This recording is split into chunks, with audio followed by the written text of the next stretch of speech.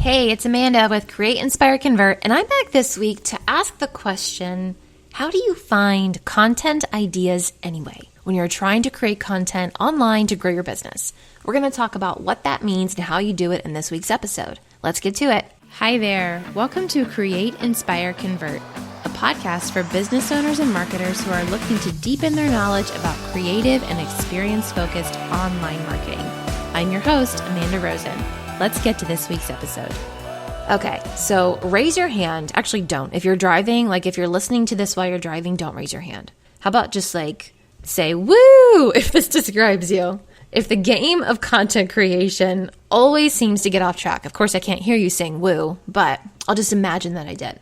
Does content creation just drive you crazy? Because the truth is, sadly, creating content is 90% of having an online business. And I totally made that stat up, but it feels right, doesn't it? But finding the time to create the content is what is so challenging. And also even knowing what to say inside the content and then deciding when to schedule it, how to schedule it, where to even put it, blah, blah, blah. What if there was a really simple way to figure out what the heck to even write for your content so that the rest of it wasn't so overwhelming? Well, guess what? There is, and I'm about to share it with you. That's what this podcast episode is all about, because we're going to answer the question, how do you find content ideas anyway? Okay, now there's 3 things when it comes to finding content ideas, and that's what we're going to talk about today. So number 1, sadly, for all of you who hate niches, you've got to know your niche. If you caught my episode from last week, I actually shared all about how to find a niche. So if you missed it, you just need to go back an episode and you can grab it there. But you may be asking yourself, why? Why do I need to niche down? Well, because when you know your niche, you actually have all the content ideas you're ever going to need. Seriously. Think of it this way. So I could say, I serve online business owners by helping them understand online marketing, but that is super vague.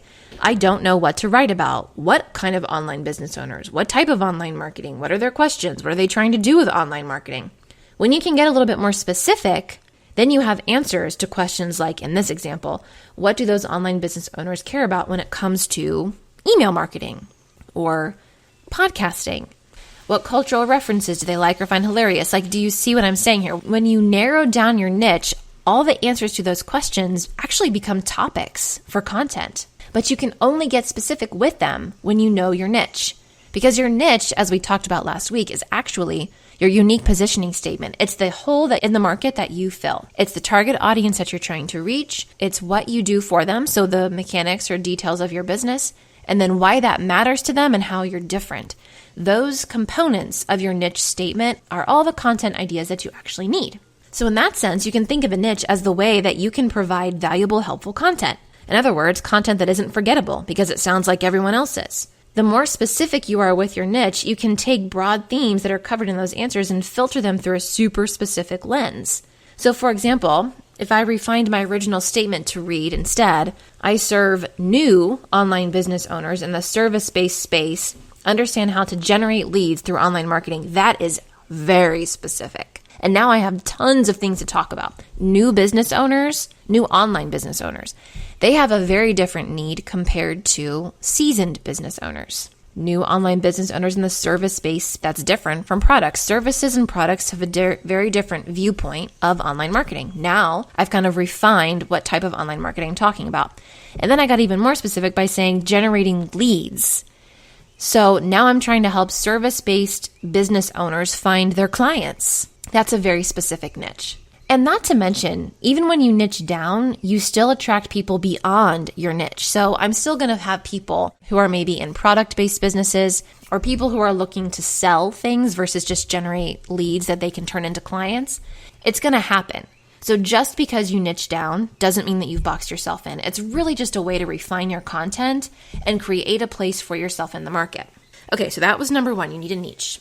Number 2, with your niche in mind, then you need to decide how you are going to run the sales part of your business. Now you're thinking what does this have to do with content? Well, everything, because you need to know when you're going to be promoting or not promoting. So there are 2 main models of how you can figure this out. They are seasonal and cyclical. Seasonal means you have periodic launches. So you open the doors on a course sometimes, or you have products that you release at specific intervals for only a certain period of time. Cyclical means you're always promoting. People can always work with you or they can always buy from you. So if you're in e-commerce, you're probably cyclical. Or if you are a service-based business that's always accepting clients, then you're cyclical. So which are you? The answer to that question helps you understand the ratio of awareness, growth, and promotion posts. Those 3 words that I just said, awareness, growth, and promotion, are actually 3 buckets of content types. And they're how you take those topics from your niche questions and decide how they will be presented to the world. Because you can take the same topic and filter it through awareness, growth, or promotion and come out with something completely different. Why? Because awareness, growth, and promotion posts have very different calls to action. In other words, they have very different ways that they approach content, different ways they position content. An awareness post is centered on, awareness. So you'll be asking people to look at you, see what you're doing. You'll share behind the scenes looks at things, your processes and routines, the story of why you do what you do. You'll ask people to take in the content, give it a like if they feel so compelled, maybe share it with a friend or 20. This is more passive consumption of content. Growth content is going to ask people to interact and engage. This type of content is very entertaining. It sparks conversation. Maybe it's a quote or a meme or it's teaching something. It's going to ask for comments, follows, saves, shares, messages. It's about getting the word out, growing your platform, and growing your voice. And then promotion content obviously promotes your business. So you're going to share more about how you help, the desire you fulfill, the steps it takes to work with you. You're going to ask people to send you a DM or reach out or go to a link in your bio to make a purchase or visit a web page to fill out a form, that type of thing. So these 3 content buckets, awareness, growth, and promotion, achieve different goals for your business, as you can see now. Depending on whether you're seasonal or cyclical, you're going to rely on them in different ways. So seasonal businesses, remember, these are the people who are launching periodically. They're always going to be in a growth phase, though, because they always need to be infusing new people into their social following or into their email list to prepare for that next launch. But sometimes when they're not launching, they're going to lean on awareness. So they're going to have growth and awareness posts that dominate their content channels when they're not launching. When they are launching or preparing to launch, they're going to shift toward promotions. Then it would be growth and promotion posts and content that goes out. Contrast that against cyclical businesses that are going to rotate in and out of all 3 content buckets on a regular basis because they need to ensure that all their bases are covered all the time consistently. Okay, so now the third thing. Once you know your niche, and then whether you're cyclical or seasonal, your last step is to choose a content topic and then just write one piece of content. Just one. And you want it to be kind of long, like a newsletter or a blog or a podcast episode or a live stream. And your long piece of content is going to relate back to your niche. You're going to choose the topic based on those questions, and you're going to filter the topic through the buckets, awareness, growth, and promotion, depending on whether you're seasonal or cyclical. And then you're going to write it. And you're going to make sure that that piece of content covers the following things. So first, it needs to have a great hook, so something that grabs attention. This is like a title or a headline. And then you're going to follow the hook with a story that sets the reader up for what you're about to teach. It doesn't have to be a long story. It could even just be like a line or two, just some kind of transition from the hook that's going to bridge the gap between the hook and the teaching points. Because next is the teaching points. So this is where you provide actual value. And you don't have to be teaching like in the strictest terms. It can just be like you're just sharing information about something or a revelation or inspiration or whatever, or you're actually teaching something. Then after you've done that, you're going to recap what you taught. And then you're going to tie everything up with a bow, either by going back to the story, like picking it back up and tying it back in, or just simply leaving the recap as is. Like if it can stand on its own, that's fine. Then you're going to transition to a call to action. And your call to action, again, is going to be influenced by whether it's awareness, growth, or promotion. Because an awareness call to action will simply be something like, let me know if you related to this or something like that. A growth call to action is going to be like tag a friend or share this with a friend. And then a promotion call to action is going to be head to the link in my bio or send me a DM. The point is, it just needs to let the reader know what to do next as you close out the piece of content. Okay, so here's a real life example. Let's say you're a photographer and you're always accepting new clients, so your business is cyclical, and you write a weekly newsletter. And you know your niche is families, and they're interested in photography because they want memorable photos. So you decide to write a weekly newsletter with tips for this week on how to get the digital photos printed. So you give people digital photos, and this newsletter is about how to get those printed so they can experience the value just beyond looking at them on a screen. So your newsletter is going to begin with a little story about why you went into business. So this is the awareness. You were tired of seeing families' photos sit in the Dropbox and never get printed, followed by tips on how to affordably get those photos printed. So you're going to have a growth section in here now, teaching on how to fulfill the desire. And then it's going to end with a call to action to your online shop that has a little thing in there where people can get prints, frames, and delivered to their house. And that's a promotion section. So because you're cyclical, you wanted to hit all 3 buckets in this long piece of content. If you were seasonal, you would have only chosen 2 of those, depending on whether or not you were launching. If you were not launching anything, it would have been a newsletter with just awareness and growth. If you were launching something, it would have been a newsletter with growth and promotion.